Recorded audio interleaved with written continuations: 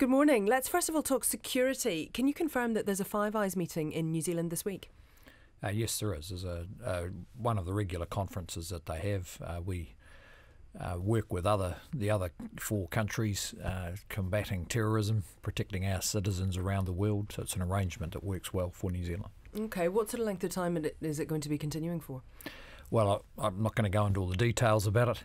It's a pretty security conscious group of people and event. But that they'll be discussing all the current issues. Are you or any member of the government going to be attending? Yes, myself and Chris Finlayson will be attending a dinner in the next few days. And is it just for that, or will you be there, or indeed will he be there for a longer period of time while various aspects are being discussed? Yes, I think he will be as the relevant minister. My role there is largely about reaffirming the relationship, or the relationships with all the different participants. Okay.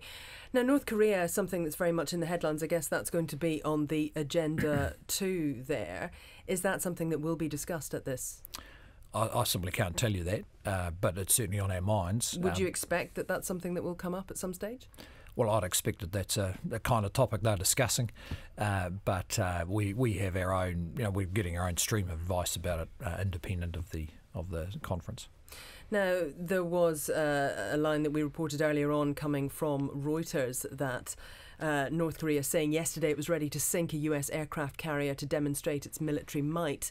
When you hear that sort of statement coming from the regime, what do you think needs to be done? Well, it's quite concerning.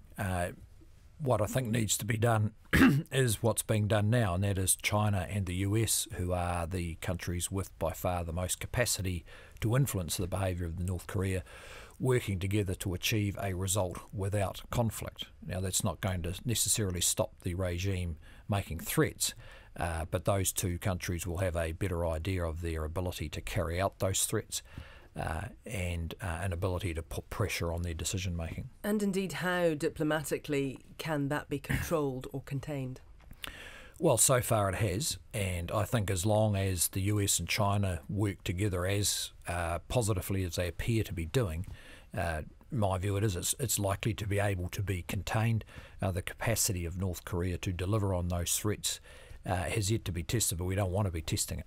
Would you be supporting any US policy in this regard? Oh, no, we would evaluate any decision they made, particularly if it affected New Zealand, on its merits. Do you think that New Zealand's put in the firing line somewhat, especially at the moment with the ramping up of the tensions and indeed the Five Eyes meeting happening at the same time? No, I don't think so. Okay. Would you be happy to tolerate a nuclear North Korea?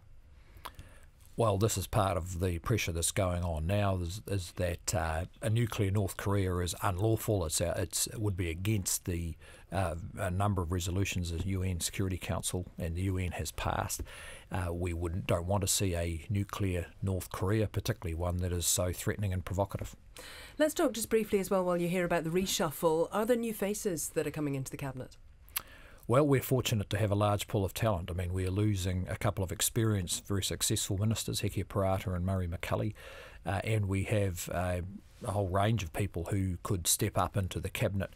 So it'll be a fairly narrowly focused reshuffle. We want to replace those positions and the subsequent changes that keep the balance and the focus of the cabinet on delivering for the public, because a major reshuffle this close to an election, I think, would be a bit of a distraction. There's been talk about new foreign minister role going to either Jerry Brownlee or to Jonathan Coleman. Can you confirm that those two are the names in the frame? Well, I'll confirm the appointments this afternoon, because there's that one is the education vacancy, obviously, and then the subsequent changes that have to be made through the cabinet. Now, just before you go, the Ninth Floor, which is a series that Guy Espiner has made for RNZ, would you agree with Jim Bolger's statement that unions are too small and that neoliberal economics have failed to deliver rewards to everyone?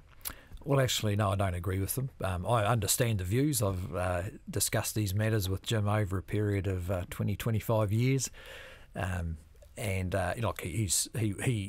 in my view, showed very brave leadership through a very difficult time in New Zealand.